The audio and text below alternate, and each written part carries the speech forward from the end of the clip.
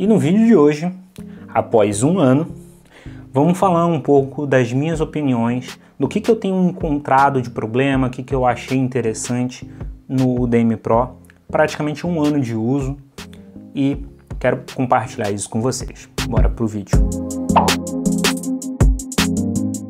Fala aí, antenados, aqui é o Wesley, seja bem-vindo a mais um vídeo do canal Infra-Antenada. No vídeo de hoje, como já falei, vamos falar sobre meu Udemy Pro, o que eu tenho achado interessante. Essa semana, até recentemente, eu postei lá no Instagram, o pessoal, deixei uma caixinha de perguntas abertas lá, o pessoal perguntou sobre o Udemy, o que eu tenho achado, switches da Unify, linha Unify da UbiKit, e eu expus a minha opinião. E isso me levou a trazer essa opinião aqui para vocês, mais publicamente e mais detalhadamente. Então, como a galera sabe, eu vou deixar aqui nos cards, eu fiz um vídeo de unboxing e configurações iniciais ali do Udemy Pro mais ou menos um ano atrás. Tá? E agora vem a pergunta, o que eu tenho achado dele? E eu vou ser muito sincero com vocês. Particularmente, eu gosto muito da UbiKit. Meu Access Point, eu tenho há quase 2 anos um Access Point Lite, o Lite, e tipo, cara, ele é perfeito, meu. Perfeito. Se fosse Wi-Fi 6, eu acho que ele era melhor ainda, mas como ele é só Wi-Fi 5, perfeito. Mas eu pego 300 MB brincando na casa toda, entendeu? De velocidade. Então ele é muito bom. E isso que é o Lite, né? Então com isso eu pensei assim, cara, eu acho que eu vou comprar o Udemy Pro. Tá um preço legal.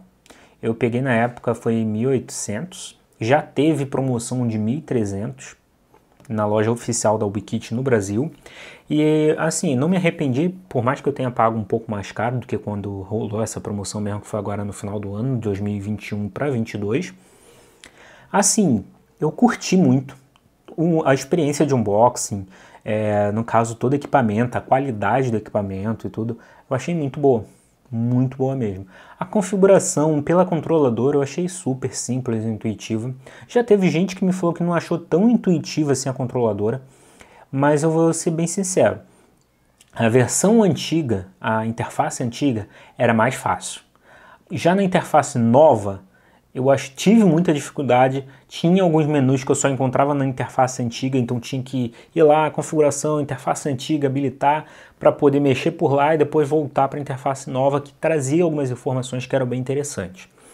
Mas recentemente, agora eu não me lembro exatamente qual a versão, mas na edição eu vou colocar aqui, achei bem interessante algumas modificações que fizeram na interface. Até no quesito VPN, ficou mais fácil para você visualizar as suas VPNs configuradas e tudo mais.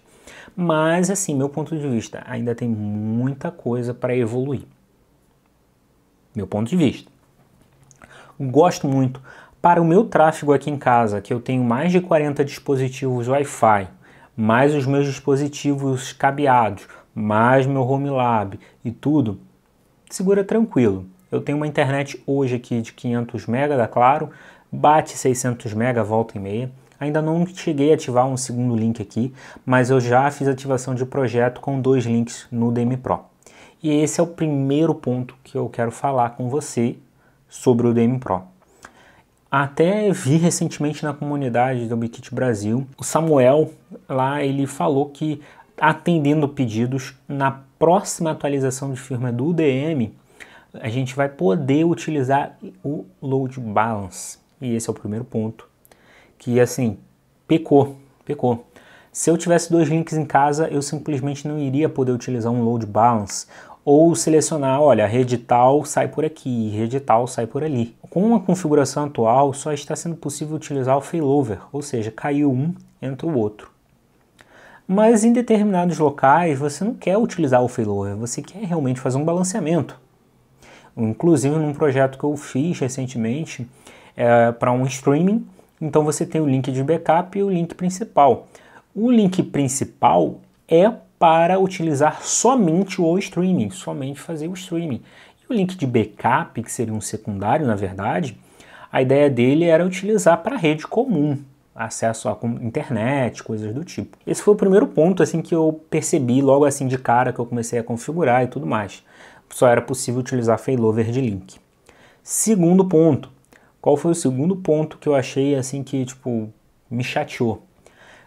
eu estava fazendo, eu não me lembro exatamente qual era o problema que eu estava tendo na minha rede em casa, e eu queria fazer um espelhamento de porta. Eu falei, pum, vou espelhar a porta lá no DM e vou pegar os pacotes com Wireshark e vamos ver o que está acontecendo, se está saindo, não está saindo, está chegando, não está chegando os pacotes, vamos tentar entender o que está rolando. Fui pesquisar, como que fazia, não achei. E comecei a pesquisar e vi em diversos fóruns a galera falando pra caramba que não era possível fazer Port Mirror no DM Pro. Aí eu, pô, peraí, Port Mirror, cara, é um bagulho básico. Por que não tem? Não tem. Por quê? Não faço ideia. Mas é mais um ponto negativo na minha opinião. Porque você precisa fazer, você não consegue. Aí acabou que eu tive que fazer uma gambiarra de, tipo, tirar o dispositivo do UDM Pro, botar um switch, aquele meu switch TP-Link, no meio do caminho, colocar o dispositivo no TP-Link e colocar a outra porta, né, o mirror, no meu TP-Link, configurar ali para poder jogar pro Wireshark. Cara, eu achei, assim, absurdo. Muito mais complexo. Também, se eu não me engano, tem formas de você fazer a captura por interface e tudo mais direto no DM Pro, jogar pro Wireshark. Também tem essa possibilidade, mas o Port Mirror não existe essa possibilidade. Beleza, aí vamos para o terceiro problema que eu encontrei. Bom, eu tenho um storage aqui em casa. Eu pensei assim, cara, eu vou fazer um LACP nele, vou mandar duas interfaces de rede, vou fechar 2 GB de link. Não tem como fazer LACP. Eu, pô, peraí, eu não consigo fazer um link aggregation no DM Pro? Mais uma decepção na conta. E assim, e as decepções apenas acumulam, né? Tem esse grande detalhe.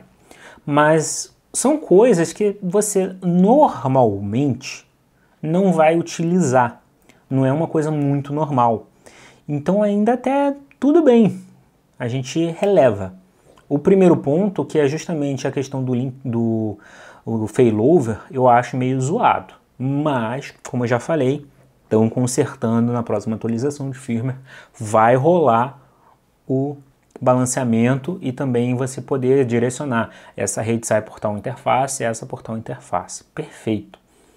Mas assim, para o meu uso do dia a dia em casa, eu não preciso de nenhuma dessas funções. Para o meu uso no dia a dia de um escritório, talvez eu sinta falta. Dá para sobreviver sem? Dá para sobreviver sem. Aí a gente entra no quarto ponto, VPN.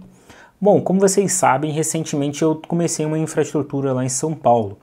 E eu comprei um microtik e a ideia dele era justamente fazer um VPN site-to-site para mim aqui e configurar o site-to-site lindamente para poder acessar localmente, mais fácil. Então beleza, eu falei, vamos configurar uma site-to-site. Até antes, vou abrir um parênteses, a VPN Client Server tem uma limitação, se eu não me engano, no DM Pro.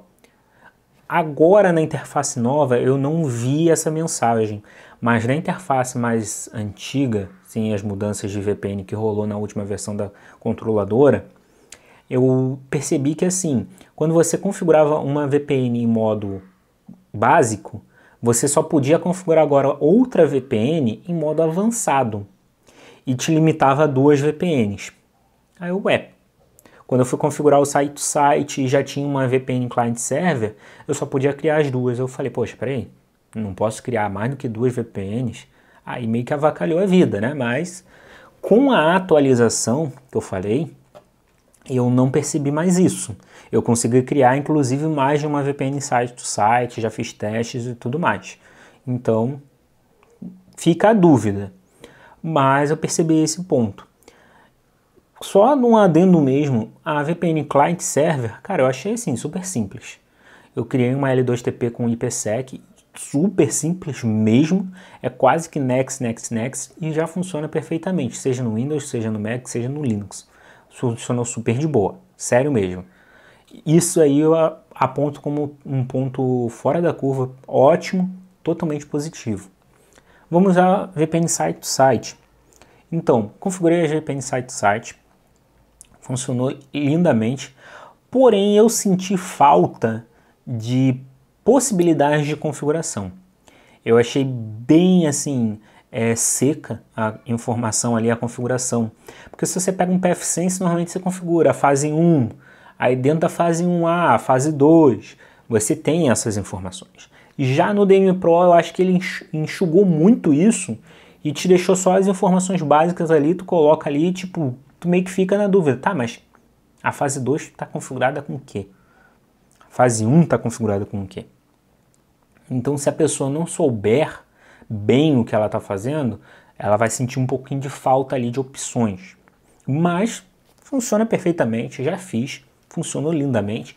Já configurei mais de uma site-to-site, inclusive, sem grandes problemas e super tranquilo, tá? Então, assim, perfeito, VPNs.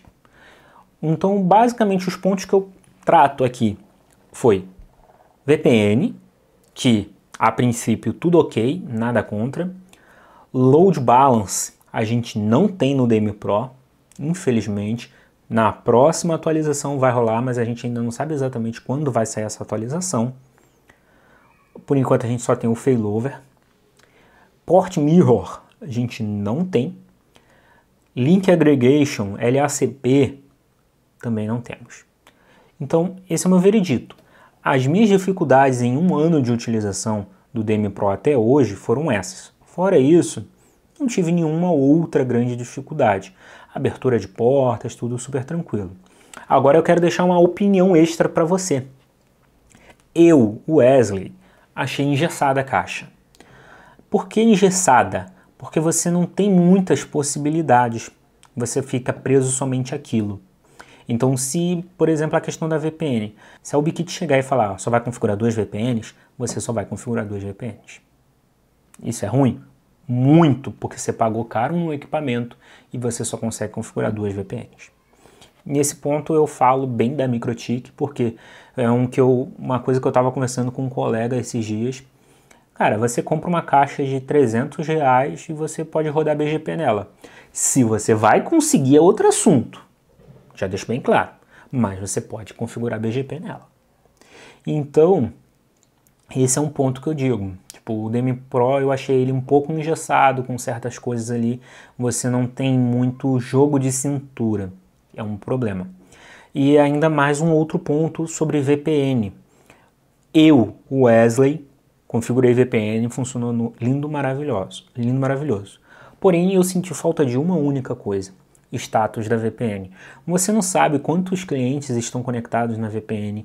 Você não consegue numa VPN site-to-site saber se a outra aborda, se ela fechou a VPN contigo, se o status da VPN. Tu não consegue ver um log tipo fácil, se a VPN está sendo subindo ou não, se está tendo erro de autenticação. Você não consegue achar essas informações facilmente na controladora. Isso eu achei que assim pecou muito mesmo, porque são coisas importantes. E no PFSense, quando você pega, você tem isso lá na cara, no dashboard tu bota ali o status da VPN, se tá ok ou não tá ok. Então, tipo, Ubiquiti, por favor, ajuda nós aí, porque pecou, né? Bom, galera, era isso que eu tinha pra vocês. Espero que vocês tenham curtido. Se você ainda não é inscrito aqui no canal, se inscreva, deixa seu like nesse vídeo. Eu espero que você tenha gostado muito desse conteúdo. E todos esses pontos positivos e negativos também, eu espero que eles pesem para você também quando você for comprar o seu DM Pro ou qualquer dispositivo. Deixo só mais um disclaimer aqui rapidamente. O DM Pro eu achei engessado. Já os outros dispositivos da linha não são tão engessados assim não, beleza? Só queria deixar esse disclaimer aqui. Então, espero que tenha curtido. Segue lá, @infraantenada no Instagram e bora se encontrar no próximo vídeo.